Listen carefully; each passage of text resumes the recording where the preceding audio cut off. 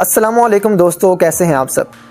दोस्तों, आइंस्टाइन की general theory of relativity ने हमारी सोच के साथ साथ फिजिक्स के बहुत से फंडामेंटल कॉन्सेप्ट चेंज कर दिए। ये थ्योरी एक्सप्लेन करती है कि कैसे अलग अलग चीज़ों के मोशन कांस्टेंट होने के बावजूद भी डिफरेंट हो सकते हैं। हर चीज़ ही रिलेटिविटी पर डिपेंडेंट है। वैसे तो दोस्तों फिजिक्स के लॉ यूनिवर्सल है, लेकिन अलग अलग व्यूअर को अलग अलग इवेंट अलग अलग टाइम पर दिखाई देगा। मिसाल के तौर पर स्पेस में कोई इवेंट हो रहा है जिसे हम दुनिया से देखें तो वो इवेंट 1000 साल में हमारे पास से गुजर के जाएगा, लेकिन अगर कोई स्पेसशिप स्पेस पर स्पीड ऑफ लाइट से ट्रैवल कर रही है तो उससे ये इवेंट चंद सेकंड में गुजर जाएगा।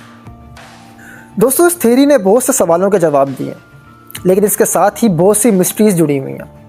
पहली मिस्ट्री है ब्लैक होल और दूसरी मिस्ट्री है वर्म होल।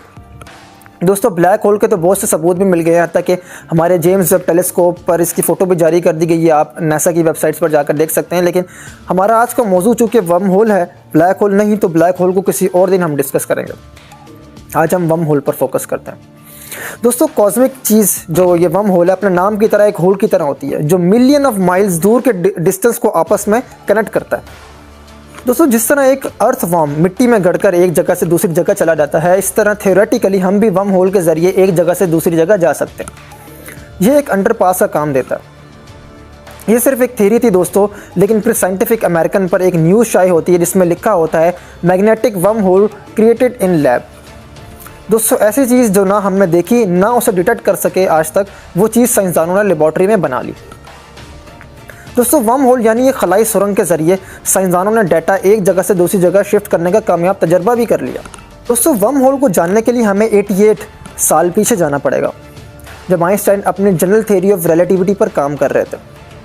आइंस्टाइन ग्रेविटी का एक नया फ्रेमवर्क दे रहे हैं, क्योंकि इनसे पहले न्यूटन का ये कहना था कि ग्रेविटी फोर्स ऑफ अट्रैक्शन है, लेकिन आइंस्टाइन का ये ख्याल था कि ग्रेविटी स्पेस टाइम कर्वेचर से आती है। दोस्तों, इसको मेजर करने के लिए हम एक जाल की मदद लेते हैं, जहाँ पर मैं आपको स्क्रीन पर वो जाल दिखा रहा हूँ। दोस्तों, आइंस्टाइन ने अपना रिसर्च पेपर जो उन्होंने 1916 में जारी किया, इसमें उन्होंने बताया कि मैस एनर्जी के इक्विवेलेंट है और इन दोनों के दरमियान एक रिलेशनशिप है जिसे आइंस्टाइन मैस एनर्जी इक्वेशन के तौर पर कहा जाता है, E=mc²। दोस्तों, इस इक्वेशन के मुताबिक जब भी मैस या एनर्जी स्पेस टाइम में आएगी तो स्पेस टाइम कर्व करेगा, इसमें कर्वेचर आ जाएगा, और जब चीज़ें इस कर्वेचर को फॉलो करती हैं तो हमें लगता है कि वो ज़मीन या सूरज की तरफ खींचती जा रही हैं। लेकिन यहाँ आइंस्टाइन मैस एनर्जी इक्वेशन को पढ़ते पढ़ते क्वांटम मैकेनिक्स में छलांग लगा गया। 1935 में आइंस्टाइन ने एक पेपर पब्लिश किया जिसे ER पेपर कहा जाता है, आइंस्टाइन और रोजनबर्ग पेपर। रोजनबर्ग एक दूसरे साइंटिस्ट थे जिनकी कोलैबोरेशन थी इस पेपर में।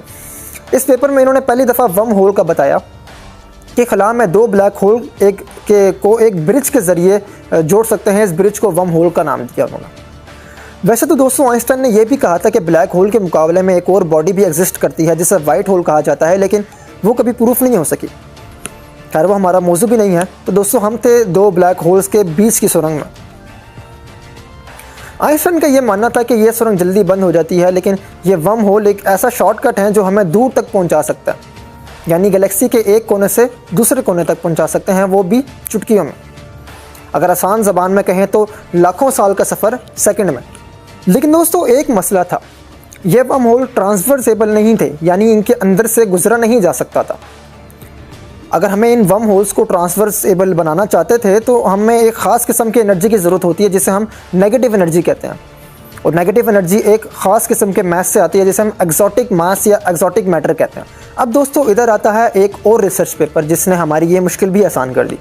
इस पेपर का नाम था EPR, क्योंकि इसे आइंस्टाइन, पोडोल्स्की और रोजनबर्ग तीनों ने मुश्तरका तौर पर जारी किया था। इस पेपर में दोस्तों एक ख़ास इफेक्ट का जिक्र किया गया जिसे क्वांटम इंटेंगलमेंट इफेक्ट कहते हैं। इसमें यह होता है कि दो पार्टिकल्स को करीब लाकर इंटेंगल्ड करके फिर इन्हें दूर ले जाया जाता है। यानी अगर एक पार्टिकल को इंटेंगल करके कहकशां के इस कोने में ले जाएं, दूसरे को दूसरे कोने में ले जाएं, और फिर आप एक पार्टिकल को ऑब्जर्व करें तो दूसरे पार्टिकल की स्टेट भी आपको पता चल जाएगी। अब दोस्तों, एक तरफ ER पेपर था, दूसरी तरफ EPR पेपर था, लेकिन इन दोनों के दरमियान जो कनेक्शन था वो आइंस्टाइन दरियाफ्त करने में नाकाम हो गया। अब हम कुछ साल आगे आते हैं स्पीड लगा के, जब साइंसदानों ने 2013 में दरियाफ्त कर लिया कि EPR और ER आपस में बराबर हैं, यानी कि वर्म होल और इंटेंगलमेंट आपस में एक ही चीज़ है। इनके दरमियान रिलेशनशिप को ड्यूअलिटी कहते हैं। और इस फील्ड को दोस्तों क्वांटम ग्रेविटी कहा जाता है और जो टूल इसमें इस्तेमाल होता है उसे होलोग्राफिक ड्यूअलिटी कहते हैं। तो दोस्तों अब बात आई इस थ्योरी को प्रैक्टिकली प्रूव करने की। इसको प्रैक्टिकल करने के लिए साइंसदानों ने क्वांटम कंप्यूटर का रुख किया जो कि गूगल के पास था। गूगल के क्वांटम कंप्यूटर का इस्तेमाल किया गया और एक सीरीज़ ऑफ एक्सपेरिमेंट की गई जिसमें एक वर्म होल को बनाना था और उसमें से एक पार्टिकल को गुजारना था जिसे क्यूबिट कहा जाता है। इस प्रैक्टिकल में करना यह था कि एक क्वांटम सर्किट बनाना था जो कि एक वर्म होल को रिप्रेजेंट करता और इसमें से पार्टिकल एक साइड से डालकर दूसरी साइड से रिसीव भी करना था।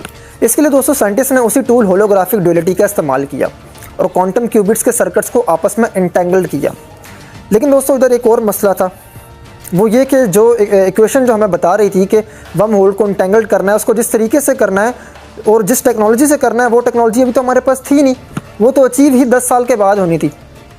लेकिन दोस्तों वर्म होल तो अभी बनाना था। तो इधर दोस्तों साइंसदानों ने एक जुगाड़ किया, एक टेक्निक का इस्तेमाल किया और वर्म होल की जो बेसिक इन्फॉर्मेशन थी उसको स्टिमुलेट किया और उससे इनका काम बन गया, यानी वर्म होल की हिजामत कर दी और जो अननेसेसरी इन्फॉर्मेशन थी हमने उसकी छुट्टी करके उसे घर भेज दिया। इसके लिए जिस टेक्नोलॉजी का इस्तेमाल किया गया उसे न्यूरल नेटवर्क कहते हैं, यानी जो हमने 210 टर्म्स जो थी उनको ट्रिम करके सिर्फ 7 कर दिया और इनकी मदद से एक वर्म होल बनाया जो कि जनवरी 2022 में एक्सपेरिमेंट के काबिल हो गया और अभी इसके रिजल्ट्स अनाउंस हुए हैं। यानी वर्म होल बन गया और क्यूबिट को उसमें से गुजार कर दूसरी तरफ से रिसीव भी कर लिया गया। दोस्तों इस दौरान नेगेटिव एनर्जी से वर्म होल की सुरंग को खोले रखा गया और जब इसे ग्राफ में देखा गया तो हमें एक चमकता हुआ डॉट नज़र आया। इसका मतलब ये हुआ कि वर्म होल काम कर रहा है और उसने ट्रांसमिशन कर दी है। दोस्तों वर्म होल को ज़मीन पर बनाना एक बहुत बड़ा मार्का था। अभी तो ये 60 टर्म्स पर सिमुलेटेड एक वर्म होल था, लेकिन जैसे जैसे टेक्नोलॉजी बढ़ेगी इसमें मज़ीद बेहतरी भी आएगी। उम्मीद है दोस्तों आपको ये हक़ाइक़ से भरपूर मालूमाती वीडियो ज़रूर पसंद आई होगी। अगर आप चैनल पर नए हैं तो प्लीज़ चैनल को सब्सक्राइब कीजिएगा, अपनी राय का इज़हार कमेंट बॉक्स में ज़रूर कीजिएगा। अगली वीडियो आने तक दोस्तों अपना बहुत ख्याल रखिएगा। अल्लाह हाफ़िज़।